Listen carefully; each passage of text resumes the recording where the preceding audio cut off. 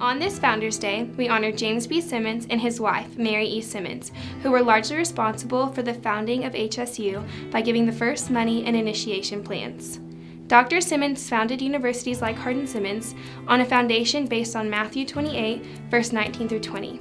Therefore, go and make disciples of all nations, baptizing them in the name of the Father, and of the Son, and of the Holy Spirit, and teaching them to obey everything I have commanded you. James Simmons was well known for embodying this verse and lived by the motto, "This whole round globe for Christ is the least we ought to think or say, and for that we should work and sacrifice and pray till Jesus comes." We have the great privilege here to see that he built a solid foundation that has proved strong over the last 127 years. Robert Simmons, son of Dr. and Mrs. James B. Simmons, carried on the tradition of his family by giving both financial support as well as priceless volumes for our library, donating his personal library of over 3,000 books. Proverbs 11:25 states, "A generous man will prosper, he who refreshes others will himself be refreshed." Today, we honor Robert Simmons and his generosity to the education of the students of Hardin-Simmons University. Dr. and Mrs. O.C. Pope directed that upon their death, their estate should not be divided among their heirs, to avoid showing partiality. But let it be concentrated in this college for the betterment of mankind.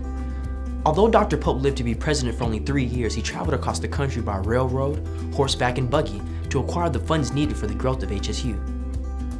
These efforts are still evident today, represented by the first-class bell, which can be seen by the tower located by the pond. Even after Dr. Pope's death, Mrs. Pope remained an active member of the Simmons College family until her death in 1930.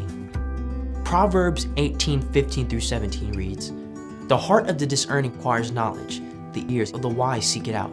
A gift opens the way for the giver and ushers him in the presence of great." Today, we pay honor to these two devoted and unselfish Christian leaders. Jefferson Davis San Ophir.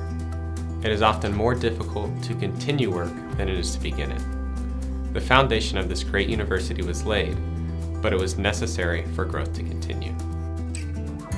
Jefferson Davis San Ophir served as president for 31 years, during which was possibly the most important years in this institution's life. San Ophir's administration allowed HSU to grow and thrive into the institution that we have in place today. He truly devoted his life to the education of young men and women for constructive Christian living. To honor the memory of Dr. and Miss J.D. San Ophir, we remember their favorite verse, Proverbs 22:1, "A good name is rather to be chose than great riches." Today, we honor Dr.